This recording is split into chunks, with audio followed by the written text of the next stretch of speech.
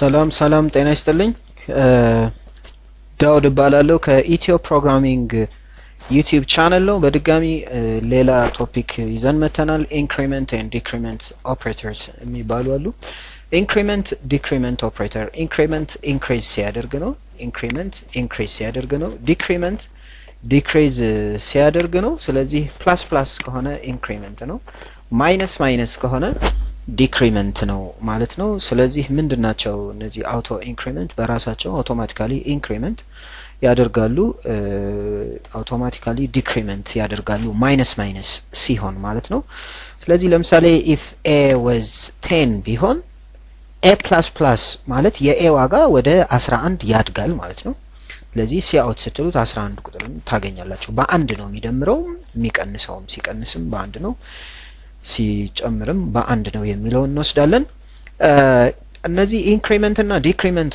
ኦፕሬተሮች በነገራችን ላይ ዩናሪ ኦፕሬተር ናቸው ዩናሪ ማለት አንድ ኦፐራንድ ላይ ነው አክት የሚያደርጉት አንድ ኦፐራንድ ላይ ነው አክት የሚያደርጉት ኔጌሽን የሚለው ዩናሪ ኦፕሬተር ነው ብለናል because ያለው ኦፐራንድ አንድ ስለሆነ ማለት ነው አክት የሚያደርጉት አንድ ቫሪያብል ላይ ስለሆነ ነው ማለት ነው ስለዚህ እነዚህም ዩናሪ ኦፕሬተር ይባላሉ ሁለት አይነት አለ አውት ማን ነው ፕሪፊክስ ኢንክሪመንትም ሁለት ነው ዲክሪመንትም ሁለት ነው ፕሪፊክስ ፖስትፊክስ በሚሆኑበት ጊዜ ለምሳሌ ይሄ ፖስትፊክስ ነው ምክንያቱም በኋላ ነው ፓስት ነው ፖስት ነው ፕሪ ማለት ቢፎር ነው ስለዚህ ቢፎር ኤ ከሆነ ፕላስ ፕላስ ይሆናል ማለት ነው ስለዚህ ፕላስ ፕላስ ኤጅ ይላል this is a pre ኢንክሪመንት ነው ፕላስ ፕላስ በመሆኑ ኢንክሪመንት እንለዋለን ይሄ ደግሞ መጨረሻ ላይ ስለመጣ ፖስት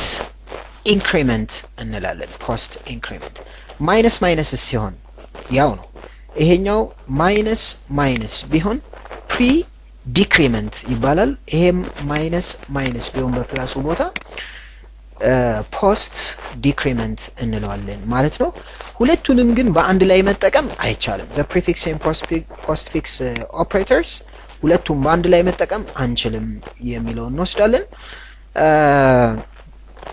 ለምሳሌ አሁን ፕላስ ፕላስ ማይነስ ማይነስ አንድ ላይ prefix አለ postfix አለ prefix አለ postfix አለ prefix post አንድ አይነት የሚሆኑ አይሆኑ በአንድ ላይ ፖስት እና ፕሪን መጠቀም አይቻልም ኢንቫሊድ ነው ማለት ነው ስለዚህ ይሄንን እንወስዳለን ኮምፕሌክስ ነው እንጂ የሚያደርገው የተለየ ነገር አያመጣም the prefix operator evaluated before the assignment and the postfix operator is evaluated after the assignment የሚለውን እንውሰድ አሳይን ካደረግን በኋላና ከማድረጋችን በፊት ነው prefix ሲሆን before the assignment ማለት ነው prefix ከሆነ ለምሳሌ አሁን ይሄ ፕላስ ፕላስ ነው ስለዚህ ፕላስ ፕላስ ተደርጎ ነው እዚህ ላይ የሚሆነው ፕሪ ከሆነ አሳይን ከመደረጉ በፊት የዚህ ቫልዩ ያድግና አድ ይደረጋል ፖስት ፊክስ ከሆነስ እንደዚህ ቀድሚያ አሳይን ያደርግና ከዛ በኋላ ነው አሳይን ካደረገ በኋላ ለራሱ ኬ ይጨምራል ማለት ነው እስኪ እንየው ምን ማለት ነው የሚለውን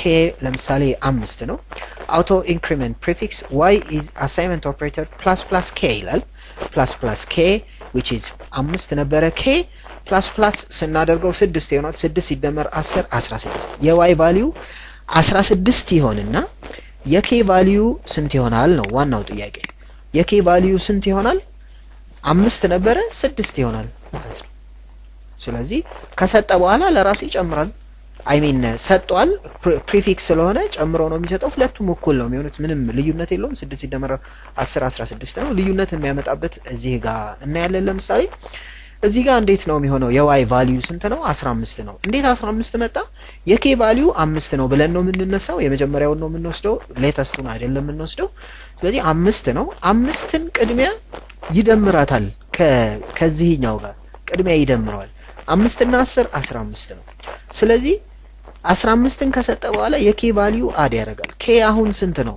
6 ነው k 6 ነው 6 ቢሆንም 16 አይመጣም መልሱ ለምን የk ቫልዩ 6 የሆነው ከተደመረ በኋላ ነው ደብቆ ነው ማለት ነው አላሳይም ብሎ ስለዚህ ከሰጠ በኋላ እንግዲህ ከየትኛውም በኩል ያውጣው ለራሱ አድ አደረገ የሚለው እንወስዳለን ፖስት ሲሆን ስግብግብ ነው በሉት ፖስት ሲሆን በዛ ወይ እንውሰደው አንደርስታንድ ለማድረግ። ሌላኛው ዲክሪመንት ሲሆን ማይነስ ማይነስ ኬ 5 ነው። ኬ 5 ነው። ስለዚህ 5 ነበረ 4 ይሆናል። 4 ሲደመር 10 14 ስትሬት ፎርዋርድ። የኬ ቫልዩም ቢሆን 4 ነው፣ የተለየ አይሆንም ማለት ነው። what about here እዚህ ጋር ኬ 5 ብለን ነው የምንነሳው። ስለዚህ ኬ 5ንና 10ን ስንደምር 15 ነው የሚሆነው። ነገር ግን የኬ ቫልዩ ስንት? የዋይ ዋጋ ነው 15 የሚሆነው። የኬ ቫልዩ ስንት ነው? 4 ነው። ምክንያቱም ፖስት ስለሆነ፣ ፖስት ከሆነ ከሰጠ በኋላ ነው የሚቀንሰው፣ የሚደምረውም ከሰጠ በኋላ ነው የሚደምረው የሚለው በዚሁ እንውሰደው። ይሄን ለማብራራት ያህል አንድ ፕሮግራም ራን እናድርግና እንየው። አንድ ፕሮግራም የተሻለ አንደርስታንድ ለማድረግ ማለት ነው። ስለዚህ ይሄን እነዚህ እንዳሉ አያስፈልጉንም፣ ከዚህ በፊት የሰራንባቸው ስለሆኑ ማለት ነው። ፎር ኤግዛምፕል ሰም እንበልና ሰም አለን። ሰም ላይ ምን እናድርግ? ሲ አውት ኦኬ ኢትስ ኦኬ ኢንት ኤክስ ልበልና ፕላስ ፕላስ ብዬ ሰምን ሰም አደረኩኝ። የሰም ዋጋ ስንት ነው? 10 ነው። 10ን ደምረን አንድ ደምረን ለኤክስ ሰጠ ነው። ሲአውት ኤክስ ስንል ስንት ነው ዲስፕሌይ የሚሆነው የሚለውን እኔ ሲአውት ኤክስ አዲስ መስመር እንዲሆንልን ኤንድ ልንበለው ከዚህ በኋላ የሚመጣው ጽሁፍ ማለት ነው። ስለዚህ ራን እናድርግና እንየው። 10 ነበር 11 ነው ዲስፕሌይ የሚሆነው ስትሬት ፎርዋርድ። ስለዚህ 11 ነው የሚሆነው። ሰምንም ዲስፕሌይ እናድርግ እዛው ልዩነቱን ለማወቅ ሁለቱም 11 ነው የሚሆኑት እንላለን። ስለዚህ ልዩነቱን ለማወቅ ኤክስ እና ሰምን እናርግ። ራን እናድርገው። 11 እና 11 ናቸው። 11 እና 11 ናቸው ሁለቱም ማለት ነው። ማይነስ ማይነስም ሲሆን ያው ነው። 10 ነበረ 9 እና 9 ነው የሚሆኑት። 9 እና 9 ነው የሚሆኑት ማለት ነው። እስኪ ልዩነቱን ለማወቅ ማይነስ ማይነስ እናድርገው። ማይነስ ማይነስ ከኋላ ሲሆን ምንድነው የሚሆነው? 10 ነበረ 10ን ለኤክስ ይሰጣል። የኤክስ ቫልዩ ቀድሞ የሚወጣው 10 ቁጥር ነው። የሰም ግን 9 ነው። ለምን ቀንሷል? በአንድ ቀንሷል ማለት ነው። ራን እናድርግ። 10 እና 9 የሚል ታያላችሁ ማለት ነው። ፕላስ ፕላስን ስናደርገው በዛው ልክ ምንድነው የሚሆነው? ሰምን ይሰጠዋል ለኤክስ። ኤክስ ሰም 10 ነው። ስለዚህ ኤክስ ዋጋ 10 ነው። ሰም ግን በአንድ ይጨምራል ከሰጠ በኋላ 11 ይሆናል። ስለዚህ ራን ስታደርጉት 10 እና 11 የሚል መልስ ይሰጣቸዋል። ምናልባት ፕሮግራሙ ላይ ስታዩ ፕላስ ምናምን የሚል አይታቸዋል። ፕላስ 6 እንበለው ለማወቅ ያህል ፕሮግራሙን ለመረዳት ሰም ፕላስ 6 እንበል። ራን እናድርገው።